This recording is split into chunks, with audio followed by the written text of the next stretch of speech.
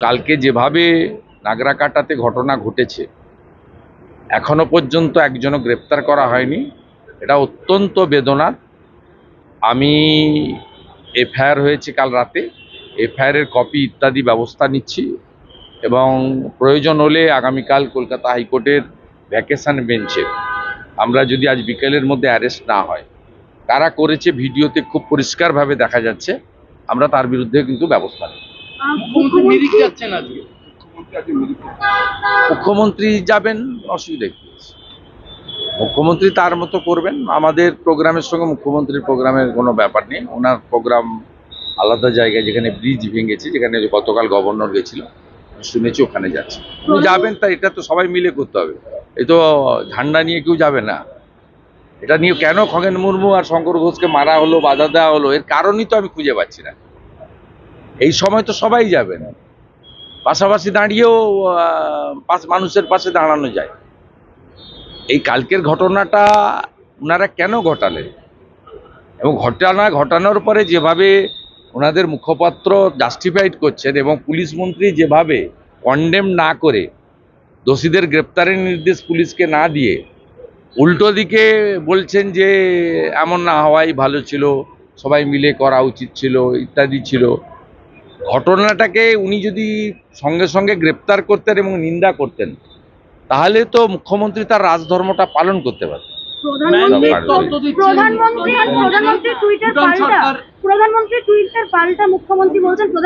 আমি সকালবেলা 8টার সময় দেখে নেবেন, কমেন্ট রিটুইটও করে দিয়েছি। মুখ্যমন্ত্রীকে আমি উত্তর দিয়ে দিয়েছি। প্রধানমন্ত্রীর উত্তর দেওয়ার দরকার, অনেক বড় ব্যাপার, ওয়ার্ল্ড লিডার, তার জন্য বিরোধী দল নেতা এনাফ। আমি উত্তর দিয়ে দিচ্ছি। তো এখানে কালীঘাটে বলছিল ফারাক্কা দায়ী, ডিবিসি দায়ী। এ ভূগোল জানে না, ওনাকে বলবো ভূগোল পড়ুন। আমার এবং রাজু বিস্তার আগে থেকেই প্রোগ্রাম ছিল মিরিক এবং প্লেন হিলের অনেকগুলো 2-3টে স্পটে যাওয়া এবং রিলিফ ডিস্ট্রিবিউশন করা, যারা ক্ষতিগ্রস্ত মানুষ যতটা পৌঁছানো যায় বাই রোড তাদের সঙ্গে মিট করা। এবং তারপরে তো দুটো ডেভেলপমেন্ট হয়েছে, একটা হচ্ছে খগেন মুর্মু এবং শঙ্কর ঘোষের আক্রান্ত হওয়া, তারা আমার কলিগ, তাদেরকে দেখতে হবে। খগেনদার আঘাতটা একটু গুরুতর আছে, এখানে ফ্র্যাকচার আছে। তা খগেনদার ওখানে মেডিকেল টিম যেটা ডাক্তাররা করছে তাদের সঙ্গে একটা মিটিং করব, এটাকে প্রায়োরিটি।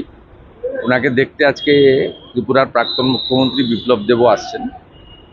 আমি বিকেল নাগাদ ঢুকতে পারবো আমাদের ওই প্রাইভেট হসপিটাল। আর কালকে প্রধানমন্ত্রী নির্দেশে কিরণ রিজিজুর প্রোগ্রাম আমরা সন্ধ্যায় পেয়েছি। তা প্রথম দুটি প্রোগ্রামে কিরণ রিজিজুর সাথে আমি থাকবো, আমি এবং রাজু বিস্তার। তারপরে কিরণ রিজিজু গোপাল ধারা চলে যাবেন, আমি 18 খাই বলে একটা এলাকা প্লেনে, ওখানে আসবো। আমাদের নিজেদের যাওয়াটাও যেমন দরকার, সাথে সাথে খগেন মুর্মু এবং শঙ্কর ঘোষের সঙ্গে মিট করাটাও খুব প্রয়োজন। ও সর্বোপরি রিলিফ ওয়ার্ক বা যা যা হচ্ছে সবটাতে আমাদের ভারতীয় জনতা পার্টির সাংসদ, বিধায়ক এবং কর্মীরা প্রত্যক্ষভাবে যুক্ত হয়েছে এবং আমরা ইতিমধ্যে গত 36 ঘন্টাতে ধরতে পারেন আমরা 15,000 লোককে রিলিফ কিট ডিস্ট্রিবিউশন করেছি। আরও 35,000 লোকের পরিকল্পনা আমাদের আছে।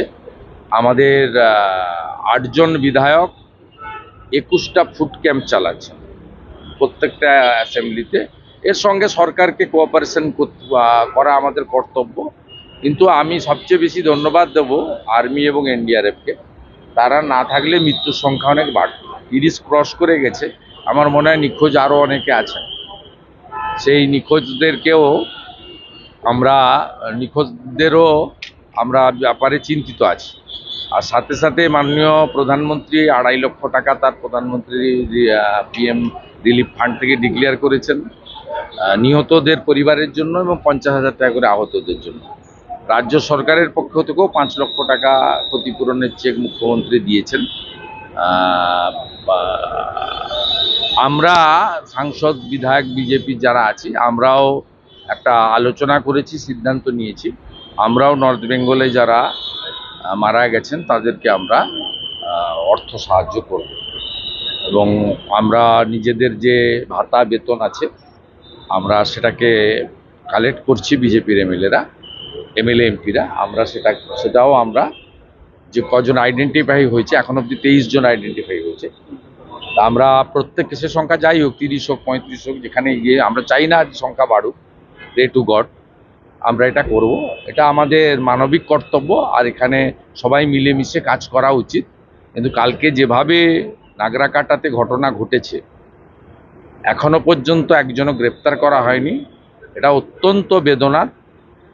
আমি এফআইআর হয়েছে কাল রাতে, এফআইআরের কপি ইত্যাদি ব্যবস্থা নিচ্ছি এবং প্রয়োজন হলে আগামীকাল কলকাতা হাইকোর্টের ভ্যাকেশন বেঞ্চে আমরা যদি আজ বিকেলের মধ্যে অ্যারেস্ট না হয়, কারা করেছে ভিডিওতে খুব পরিষ্কারভাবে দেখা যাচ্ছে, আমরা তার বিরুদ্ধে কিন্তু ব্যবস্থা নেব। মুখ্যমন্ত্রী যাবেন, অসুবিধা কি আছে?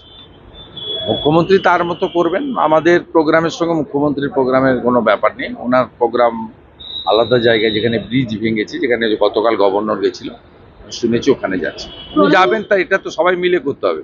এই তো ঝান্ডা নিয়ে কেউ যাবে না। এটা নিয়ে কেন খগেন মুর্মু আর শঙ্কর ঘোষকে মারা হলো, বাধা দেওয়া হলো, এর কারণই তো আমি খুঁজে পাচ্ছি না। এই সময় তো সবাই যাবেন, পাশাপাশি দাঁড়িয়েও মানুষের পাশে দাঁড়ানো যায়।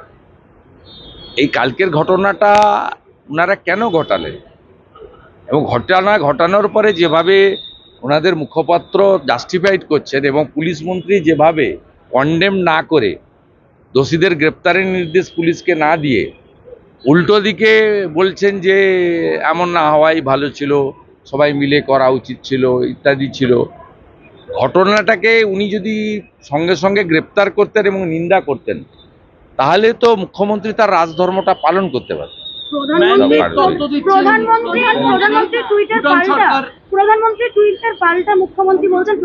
আমি সকালবেলা 8টার সময় দেখে নেবেন, কমেন্ট রিটুইটও করে দিয়েছি।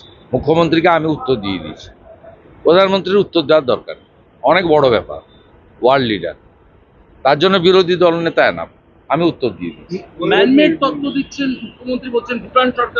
তো এখানে কালীঘাটে বলছিল ফারাক্কা দায়ী, ডিবিসি দায়ী, এ ভূগোল জানে না। ওনাকে বলবো ভূগোল পড়ুন।